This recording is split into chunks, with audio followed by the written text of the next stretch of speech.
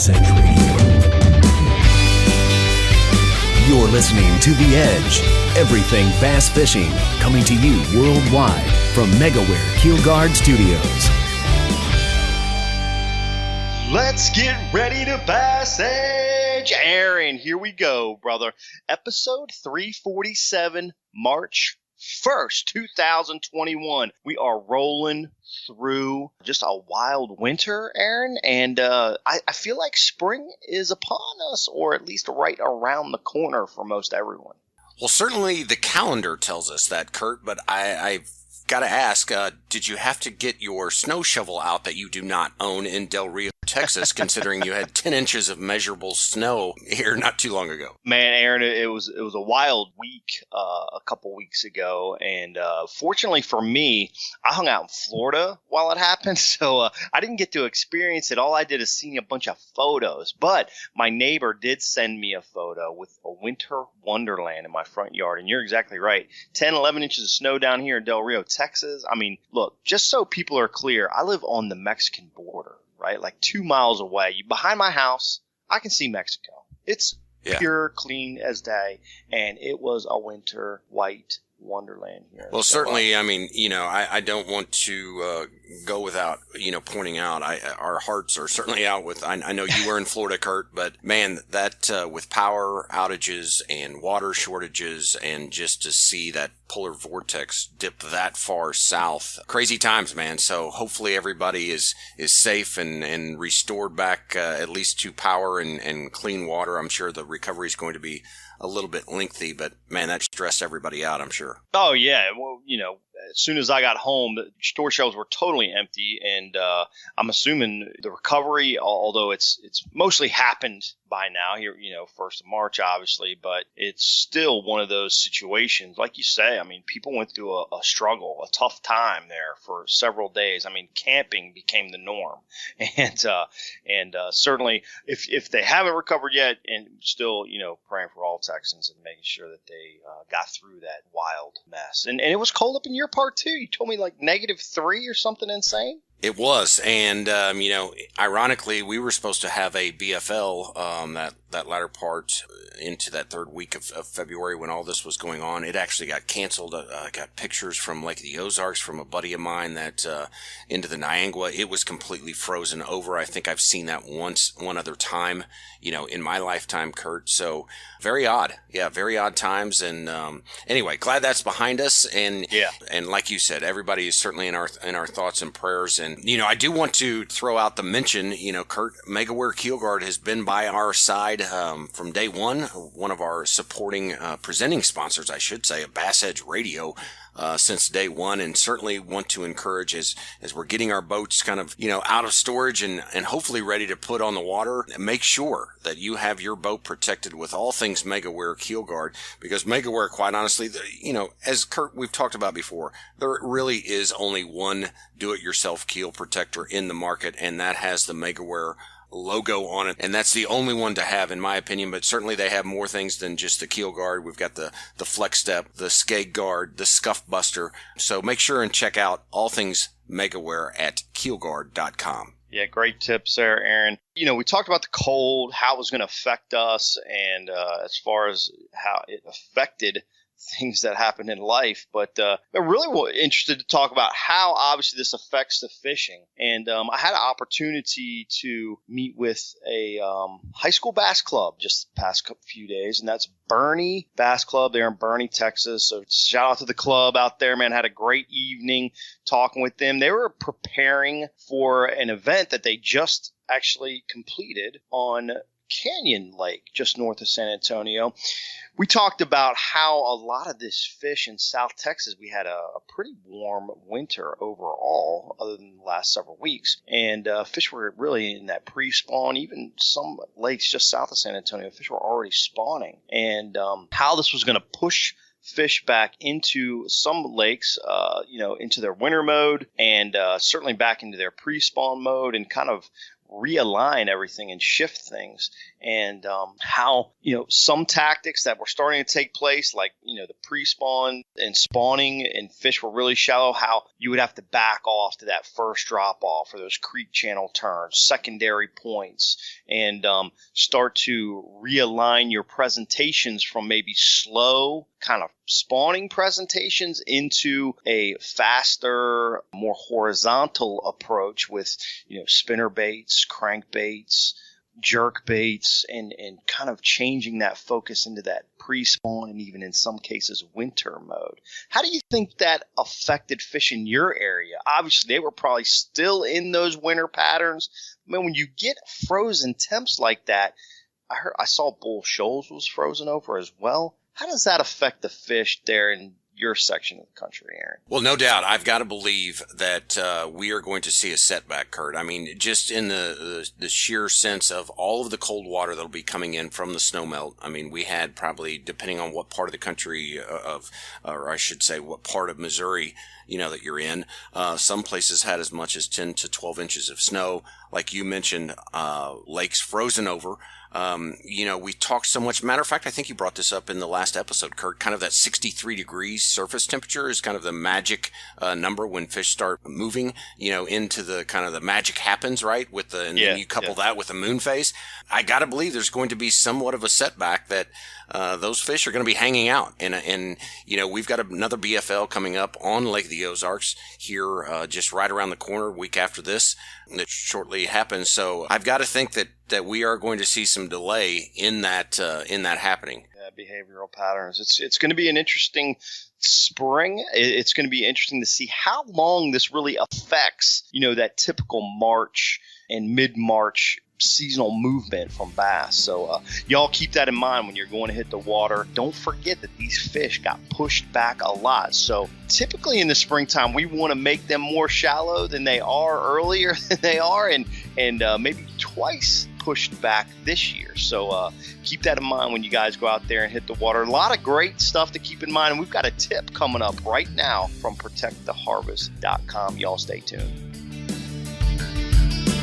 In this episode's ProtectTheHarvest.com tackle tip, we've got MLF Pro Circuit Angler Trevor Fitzgerald. Hey guys, I just wanted to talk to you a little bit about, braided line. We get a lot of questions about what pound line to use for what technique. As far as the brand goes, I use the Fitzgerald Fishing Versa Braid, the 8-strand. We offer it in both green and black. The color is personal preference, but for me, when I'm casting anything like a worm or topwater, it's 40-pound braid for me. You get a lot longer, smoother cast with 40 than you do the bigger line. And then once I transition into frogging or flipping, the heavy vegetation type style of fishing, I go straight to 65.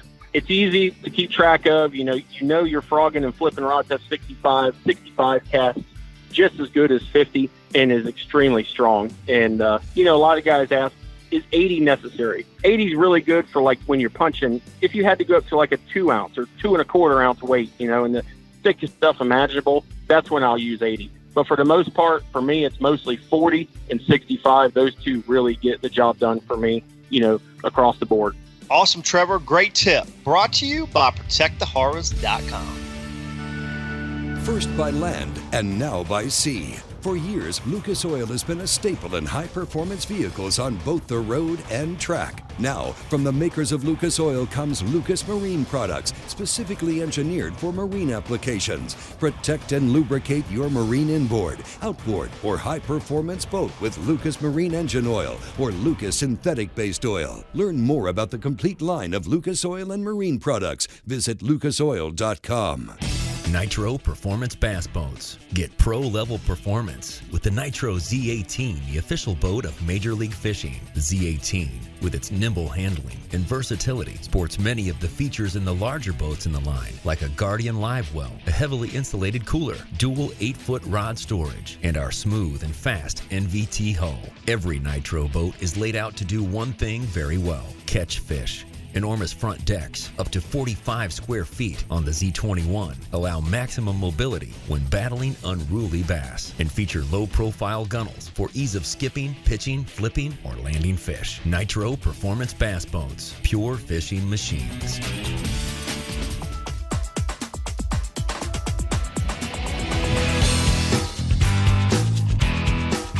Kurt, we were talking about the polar vortex with the odd weather, massive amounts of snowfall. I will tell you, I found a new use for the Pure Clean Descaler that we have that everybody's been raving about on the website. Great stuff. I had to make an adjustment, take my boat over to get some work done on the motor height on the hydraulic jack plate. And, I thought I had it timed out to where I could stay out of the, the salt and stuff like that. Anyway, not so much.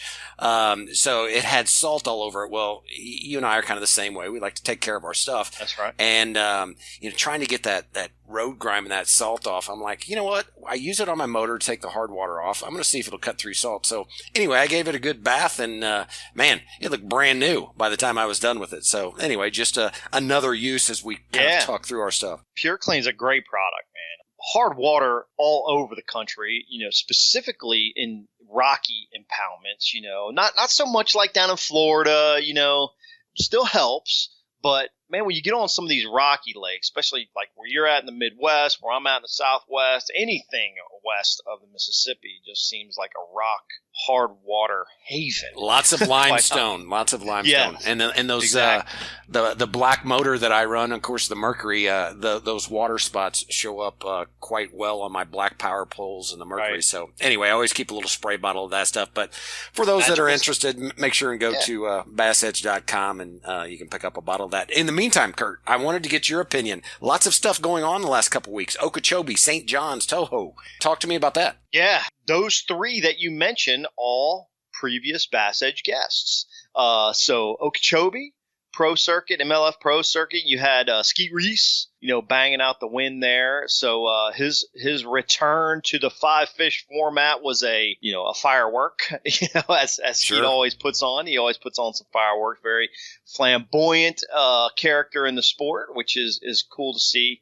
Good for Skeet. And, we had this other gentleman on our show before. He was a co-angler extraordinaire, Brian New. Remember that episode. You got to go back several years. Brian New, man, the guy's just been on fire the last several years, but now he has qualified for the Elite Series, comes out of the gate, Elite Series rookie, bam, chalk up the W. So he was your winner down at the Elite Series in St. John's. And then, of course, the Toyota Series events, Brian Schmidt, another BassEdge guest, as I mentioned, talked about his swim jig, which he talks about swim jig technique here, but also caught a lot of fish on a lipless crankbait down there at Toho. And there was also another Toyota event with MLF Pro Circuit Angler 1, Jimmy Washburn, I believe is how you say his last name, but he won there at Lake Gunnersville.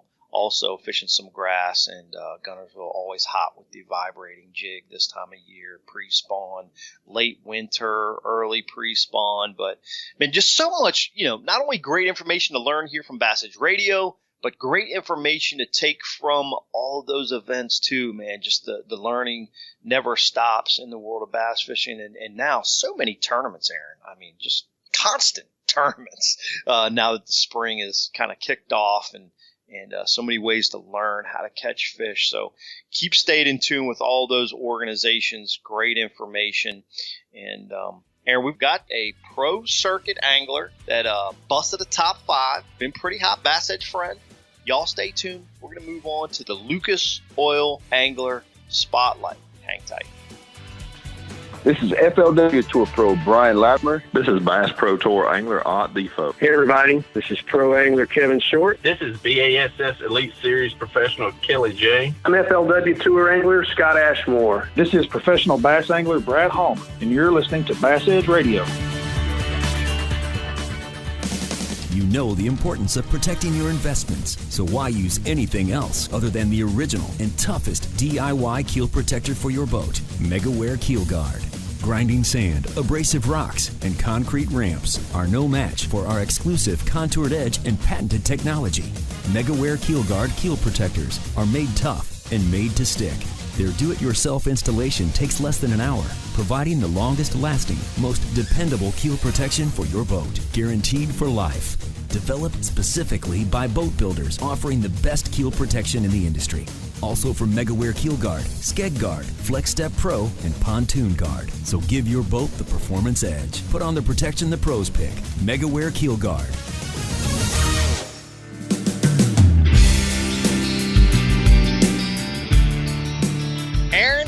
have a returning guest to the show, one that's been, well, I think he's becoming a BassEdge staple. And it's so good to have him back. You know, he's been on a tear over these last 12 months. I got to tell you, we'll have to talk to him about it. Maybe his best stretch in a few years, but something's clicking with this guy.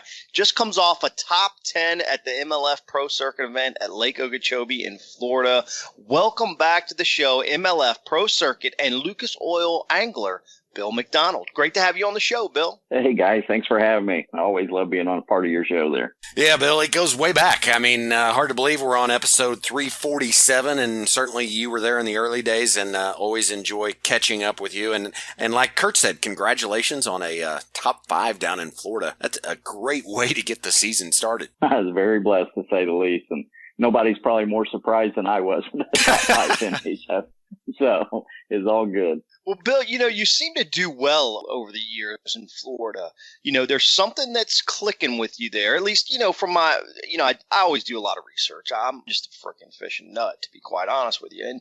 And I like to kind of see where things progress. And one of the key ingredients to being successful early in the year is catching some big fish.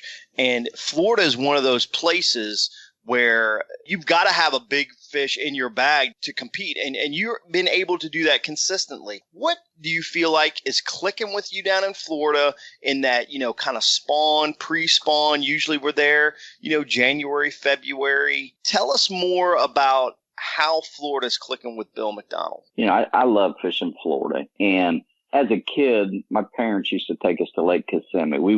We'd cut school for a week and we would go to Kissimmee, either March or February, whichever way the moon phase was right. And, you know, we didn't have a bass boat. We had a V-bottom boat. We didn't even have a trolling motor, but we had a buddy that was a guide down there. And he would take us into areas and say, hey, fish this area today. And we didn't know any better. We got out. We waited the whole time. And by waiting, I learned so much. Wait. We got to visit that real quick. You're waiting in Florida, got the whole gator thing going. I mean, did you ever see some creepy eyeballs? Oh, we seen lots of creepy eyeballs. And he assured us, you know, they wouldn't bother us out where we were at. But I learned so much about the bottom. And the whole key to Florida to me is the bottom. And by waiting, you know, you would spend, and we'd wait all day, but we'd walk around and then all of a sudden you'd find a patch where, you know, it wasn't mushy between your toes. It was rock hard. And it might be a 3 to 6 inch variation in the depth up or down.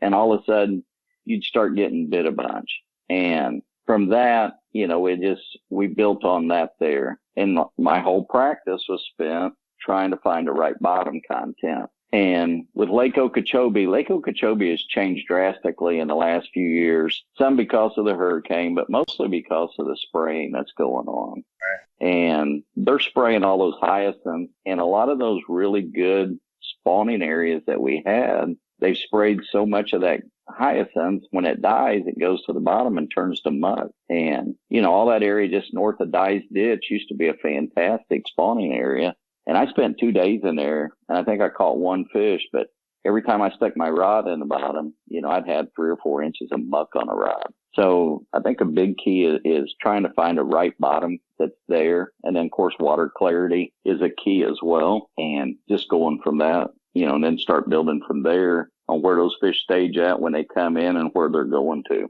It's funny that you mentioned, Bill, about sticking your rod in the water, and because I remember, I forget who it was, Kurt, perhaps you might remember, but we had an angler on one of the episodes that would carry a piece of just, conduit, just the old metal conduit, and they would use that when they would shove it down, and if it tinged, you know, and you could feel that vibration on that conduit, that was kind of a bottom or an area that they wanted to fish. So anyway, very interesting that you speak of the bottom, and I can tell you one thing about your point with the gators. If Kurt and I are waiting, I can promise you I'm going to have a pouch full of chicken livers I'm going to be throwing out behind Kurt so that it keeps the gators away from me. But anyway, I heard you mention several times, basically on the live broadcast during the event, you're visualizing a bass being on your next flip or cast. What are you looking for when you kind of distinguish or make that recognition? And how important is that overall in bass fishing, specifically during the springtime? Well, I'm from Indiana, so we get 5 or 6 fish here. We take turns catching. And the thing about that is, you got to be mentally prepared at all times. And what I was looking for, I was fishing reed clumps, cattails, buggy whips, and some arrowheads was what I was keying on. And those fish, they go to there to spawn. And, one thing that I think that I did it was maybe a little bit different than the other guys was I fished extremely, extremely, extremely slow. And I visualize when I pitch that bait into that reed, I think there's a fish sitting there spawning. And as that bait goes in, I was using a 3/8 ounce tungsten weight. And I think that, it spooks that fish anytime something comes in and it kind of moves a little bit. But then you just sit there and hold that bait perfectly still and that fish will ease up there. And very few of the bites did they really thump the bait. Most of them, it would just get heavy and just start moving off. So letting that bait, soaking that bait, I guess is the best way to put it, was one of the keys. And, I throw fluorocarbon line, I throw Seaguar Tatsu, and I think that, I get more bites in my mind throwing the fluorocarbon than I do the braid. The braid just makes a different sound in the water. And, do you break off some fish? You do, especially fishing that type of cover. But I just, the bites are so much more than, the guys around me throwing the braid that I seen. I was getting twice as many bites as they were. And I'll take those chances. Right. When you're talking about the reed clumps, the arrowheads, buggy whips that you mentioned, and the visualization, and you're flipping in that reed clump, are you actually obviously you mentioned visualizing a fish maybe spawning in a spot. Are you throwing to open areas? Are you trying to concentrate right inside the thick of the reeds? Or when you visualize that, it's difficult to dive into, obviously, but if you could take us inside of your mind when you see what you're looking at, what is it that you're really trying to focus on? Because when you fish slow, particularly in Florida or anywhere in the springtime, you don't cover a whole lot of water. And casts and that visualization becomes a premium. If you're not seeing what the fish are actually doing or visualizing what the fish are actually doing, then you're not going to get as many bites. And you did it better than 95% of the people in the field. So really wanted to dive a little bit farther into that process that's going through your mind when you see that visualization. That whole tournament, I only fished about a 100-yard stretch the whole time. And the clumps, if there was a single reed, I pitched to every reed I seen. So if there was a single reed, I would pitch to that single reed. But if there was a cluster of reeds, if it made any type of indentation in there, a V, an oval type opening in there, I would pitch to it, and then I would pitch to each point of those reeds as well. As time went on, guys were running around in there. There's hay grass in there. It wasn't mats, but there was some clusters of broken grass that would get up around those reeds as well. And always, I'd pick those apart very good. But if it made any type of indentation in those reeds at all, I just looked at, when a fish makes a bed, they like to have something around them or something over them. And I just try to visualize like that little oval spot in those reeds right there is where I would build a bed if I was the fish. And then, like I said, I'd pitch to it and let it sit in there. Great explanation. I can see that. I think that was phenomenal. We're getting ready to, from a pro circuit perspective, getting ready to go with some cooler water temps. Totally different type of fishery. After having some great success your beginning of 2020 down there at Sam Rayburn, now even having better success this year in your opening tournament at Lake Okeechobee, you're preparing for a pre-spawn event on a highland reservoir that's going to go down in a few weeks. How does your thought process change to prepare for a totally different type of fishery? I was hoping it would ice over there and they'd send us back to Florida, but that's not going to happen. So. It's possible. It's possible if we have another vortex, right? It's a pre-spawn deal. So, going into that, looking right now, I'm going to try to kind of look at those northern coves, and try to figure out there. Because, they're going to get the most sunshine day in, day out, without a doubt. So anything to the north getting the very most sun, not that that's the only place they're going to be, but on some of them areas, I'm definitely going to spend some time there. And then just trying to find, that staging area where these pre-spawners are going to stage up at. And that's going to be the key. And 2 days of practice is tough. I wish we still had 3 days of practice, but it gives you a whole different mindset on, Smith's not a big lake. I think it's, 20-some thousand acres, but it's got like 600 or 700 miles of shoreline. It's just spread out so far that you can't cover the whole lake. So we're going to have to pick just a small area, or for myself anyway, I'm going to have to pick a small area and then go and try to break down and find those pre-staging areas there. Well, Bill, we're going to continue chatting about the pre-spawn, some preparations anglers can make to hit the water to be successful. Let's power pole down for a quick break. BassEdge Radio. We'll be right back. Patented in 2000, perfected over years of testing and real-world punishment, the Power Pole is the ultimate shallow water boat positioning tool. Swift. Power Pole deploys in seconds from anywhere in your boat. Virtually silent, Power Pole won't spook wary fish. Secure in strong currents or gusting winds in up to 8 feet of water. Engineered to take it with a lifetime unconditional replacement guarantee on the spike. Power Pole, swift, silent, secure. Visit powerpole.com to find a dealer near you. BassEdge Radio, presented in part by Mercury Marine, returns with professional angler Bill McDonald in the Lucas Oil Angler Spotlight. That's right, Lucas Oil high-performance marine products. For oil that surpasses all manufacturers' requirements, be sure to visit the BassEdge.com store. It works. Well, Bill, as many top anglers, prep for getting out on the water as spring begins to creep into the southern half of the country, what type of places will you look for the bass as the water creeps kind of into the low 50s, besides places that you don't have to wear a jacket? Exactly. I'm going to be on those. I'm looking for ditches and drains this time of year, and those fish are going to be on those edges. I mean, they're just like deer, so I kind of relate it back to deer hunting, but they're creatures of the edge, and they're working their ways back to spawn. And the moon phase is a big key. I think a lot of people, and maybe I'm totally off base with this, but so many people get hung up on water temperature that, we've got to be such and such water temperature before these fish are going to spawn, that I think a whole lot of these fish, it's all related to the moon phase, and the amount of daylight that enters that fish's eye is what triggers that spawning cycle. And a lot of these fish are back there a whole lot sooner than what we really want to think that they're back there. So, I'll start in the backs of some of these creeks. I'll go all the way to the very back and then start working my way out, trying to fish those ditches and those drains and seeing if I can't do an interception in between there. And then if I can find them in one cove, and I should be able to go ahead and duplicate that from another cove to another cove. It lays out like that. Bill, bait selection can be critical this time of year. Lures that you lean on in these situations. You mentioned earlier about looking for those pre-spawners.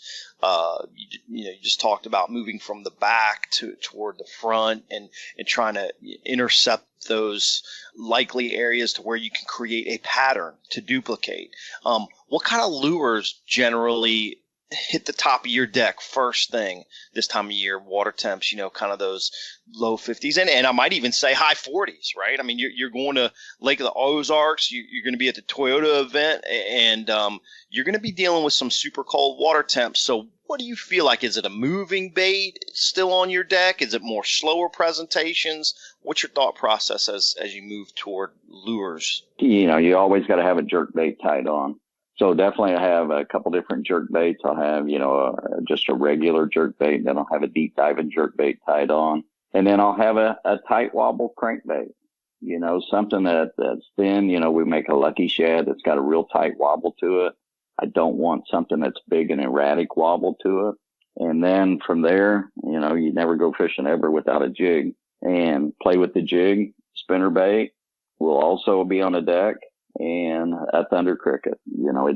Those are baits that, the spinner bait especially, I've had some success on pre-spawn with a spinner bait, throwing a big spinner bait with a big blade, just as slow as I can possibly crank it with that blade turning and keep it close to the bottom, and just covering some water till you can intercept a fish and then figure out.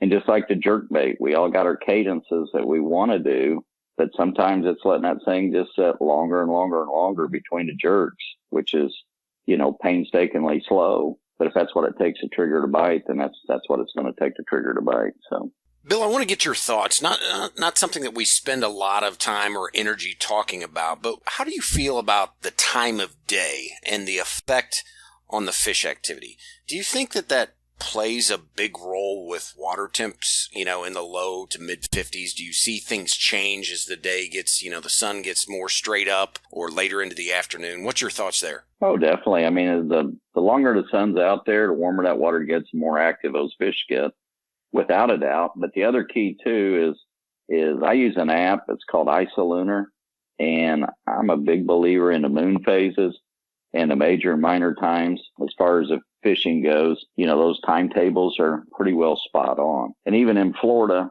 I mean, each morning was a key, but we had a major feeding time that was set up dead on those times, so I always pay attention to that. And even during tournament days, I always want to make sure I'm on what I call my prime areas during those major or minor feed times. But the longer the sun's out there, the more active I think those fish get, without a doubt. When you talk about those feeding times and you're like practicing and trying to figure things out, do you tend to move a little faster and cover more water if you're not getting bites during those peak feeding hours?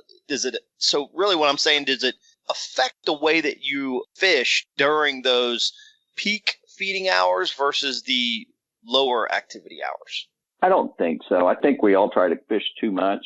And even like in Florida there, I picked an area that, I'd had a little bit of success in the past.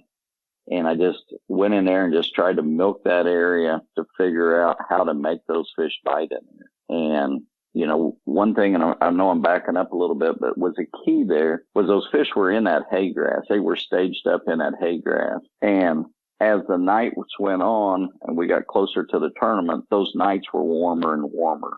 And those fish, they moved drastically in those last 2 days. I mean, from Tuesday night till Thursday morning, those fish had made a big move into those reeds. And by watching that temperature, I felt like those fish were moving. And I went to the reeds, and that hunch played off good. And the same here. I mean, as these spring nights get warmer and warmer, you might have catch those fish out, on a 10-foot drop today. And in 2 days, we've had a couple warm nights, and those fish, like I said, they'll make a drastic move. So you kind of got to keep an open mind and just keep moving with the fish on that, if that answers that question. Yeah, for sure. Bill, huge kick lately on the show of talking about live scope, forward-facing sonar in general. I think we're going to end up taking this, Aaron, to a process where we talk about this and how people like to use it throughout different behavioral cycles through the year. And Bill, want to ask you that question. How is that technology affecting the way you fish specifically during this kind of winter moving into this pre-spawn behavioral cycle? How is that forward-facing sonar, affecting the way that you locate bass? If you're not using it, you're getting beat by somebody that is. That's the plain fact. But it just allows you to, I'm looking for cover is what I'm looking for. And I can see the depth change so much easier now in front of me with that forward-facing sonar. And I'm looking for the bait. In a pre-spawn type deal, it's about the bait. Those fish are trying to feed up before the spawn. So if you can find that bait, usually you can find those fish. So a lot of time is going to be spent, just with the trolling motor, fanning it back and forwards, trying to find those balls of shad or those balls of herring, depending on where you're going to. And then if you can stay on that bait there, those fish will be right there close to them and right underneath them ready to eat. So for an ambush point. Great stuff. Okay. All right, guys, it's time for our Nitro Performance Bass Boats listener question segment. This question comes in from our BassEdge Instagram account. Michael Silva asked this question. What are some key indicators that let you know bass have transitioned from winter patterns to pre-spawn? Moon phase is still a key. New moon, full moon is a key. Those water temperatures, and then, like I said, seeing where those shad have moved back. When those shad start to move, those fish are moving right with them. So I think that's one of the big keys right there. And again, you mentioned the IsoLunar app that you talked about a little earlier. I'm suggesting that and please correct me if I'm wrong, that you're using that along with then the forward-facing sonar to identify the bait of where the bait's at, that ultimately kind of tells you, where the bass will be. Is that safe to say, Bill, then kind of compiled with, the water temp? Yeah. And I mean, they're moving back, and you go with the history too. I mean, we have so much technology that's out there now with the internet. You can go on there and there's all kinds of blogs where people's telling you exactly what the fish are doing and whatnot. But, those fish, I'll relate to fish like people. Some people live in the city, some live in the suburbs, and some live in the country. Fish are the exact same way. Some live shallow, some live mid-range, some live deep year-round. And fish your strengths, one of the biggest keys, fish your strengths without a doubt.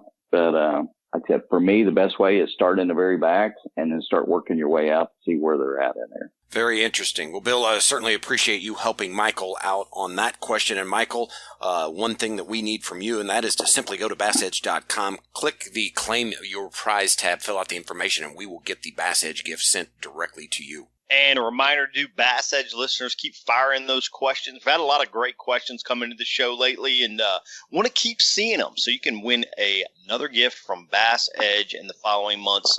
Email us, support@BassEdge.com, or leave us a comment on our Facebook or Instagram media pages. Well, Bill, certainly wish you a great few weeks ahead of you. I know you're going to Lake of the Ozarks and then on to Lewis Smith, but just make sure that, you call me after Lake of the Ozarks, because I'm going to be have a BFL going on directly after you. So I expect all the goods on the information up there. But no, seriously, we'll be rooting for you. And before we let you go, any closing remarks for Bass Edge Nation? Guys, we're all driving to tournaments. We all spend a lot of time in the trucks. So take care of your vehicles, make sure they're ready to go. But tune into these podcasts.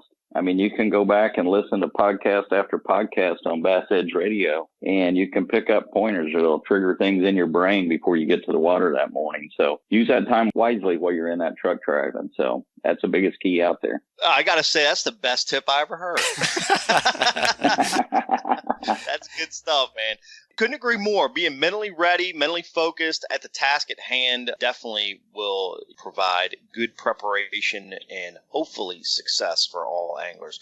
Bill, great to have you on the show again. Keep up the great work, brother. Good to see you at the top of the standings, making those championships. And, we're going to keep rooting for you. Y'all hang tight. Aaron and I will return with some closing thoughts in just a moment. You know the importance of protecting your investments, so why use anything else other than the original and toughest DIY keel protector for your boat, MegaWare Keel Guard. Grinding sand, abrasive rocks, and concrete ramps are no match for our exclusive contoured edge and patented technology. MegaWare Keel Guard keel protectors are made tough and made to stick. Their do-it-yourself installation takes less than an hour, providing the longest-lasting, most dependable keel protection for your boat, guaranteed for life. Developed specifically by boat builders offering the best keel protection in the industry. Also from MegaWare Keel Guard, Skeg Guard, Flex Step Pro, and Pontoon Guard. So give your boat the performance edge. Put on the protection the pros pick. MegaWare Keel Guard. Patented in 2000, perfected over years of testing and real-world punishment, the Power Pole is the ultimate shallow water boat positioning tool. Swift, Power Pole deploys in seconds from anywhere in your boat. Virtually silent, Power Pole won't spook wary fish. Secure in strong currents or gusting winds in up to 8 feet of water. Engineered to take it with a lifetime unconditional replacement guarantee on the spike. Power Pole, swift, silent, secure. Visit powerpole.com to find a dealer near you. Be at home with nature-inspired art, decor, and gifts by Wild Wings at wildwings.com. Explore art prints and canvas wraps of bass, trout, walleye, muskie, and more by acclaimed artists like Mark Cicino. I primarily paint underwater scenes of game fish, and usually in a fishing situation, going after prey or going after a lure or a fly. I get asked sometimes whether I like fishing better or artwork. It would be tough to give either of them up. I can't really think of a good reason to give either up, so I'm going to stick with them. Make your home, office, or cabin show off your passion for angling. Visit wildwings.com/BassEdge and sign up for an exclusive offer to BassEdge listeners of 10% off your next order. Give something special to your loved one and be at home with nature. Visit wildwings.com/BassEdge. That's wildwings.com/BassEdge to get 10% off your next order of nature-inspired art, decor, and gifts by Wild Wings.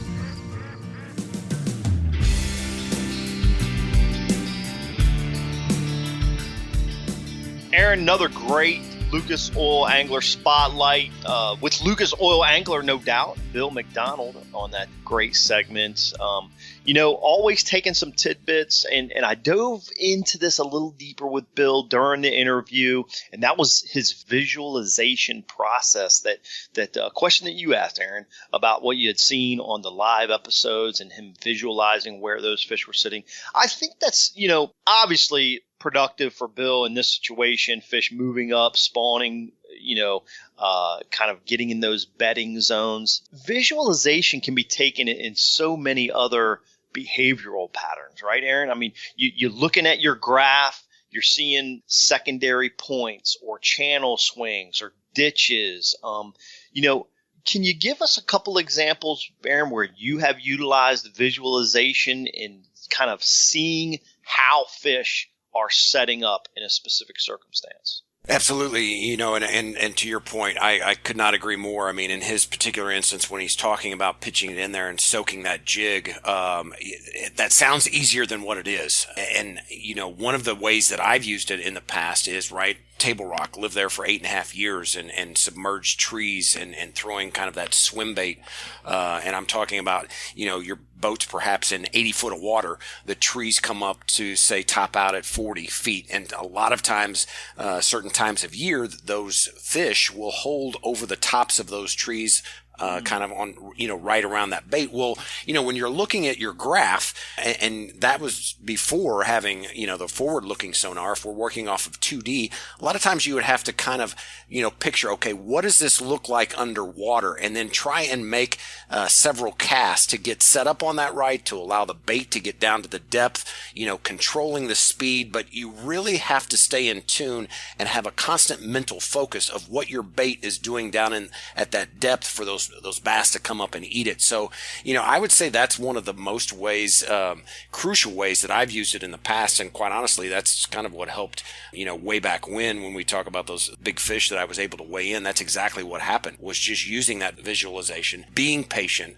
not getting too carried away on the speed of the retrieve, and trying to stay focused, in that point in time. Yeah, so many ways to use that throughout all times of the year, just visualizing, again, seasonal behavior patterns. You're looking at a creek and you see, okay, they're going to come in, they're going to hug this right-hand bank or this left-hand bank because that's where the channel swing, moves up against the bank. And then, there's a flat there in the back, and, they might sit on this little drop-off right before that flat at pre-spawn. So visualization taken throughout all seasonal behavior patterns for bass fishing. I think that if you utilize the vision in your mind of seeing where fish are either setting up, like Bill McDonald did, are positioned over top of certain situations like you did on Table Rock, or any time that comes into play, you're going to have a better understanding of the pattern that you figure out, and that's in effect once you start getting a bite or two. So visualization, really important in the sport of bass fishing. Yeah, good stuff. And speaking of visualization, hopefully everybody is visualizing themselves out on the water catching bass as we speak. So with that in mind, we are going to close down episode 347 for March 1st. In the meantime, be sure to stay up on all things Bass Edge through various social media, BassEdge.com. And for Kurt Dove, I am Aaron Martin, and we look forward to the March 15th episode, where Kurt is sure to have another packed episode right here on Bass Edge Radio. So long, everybody.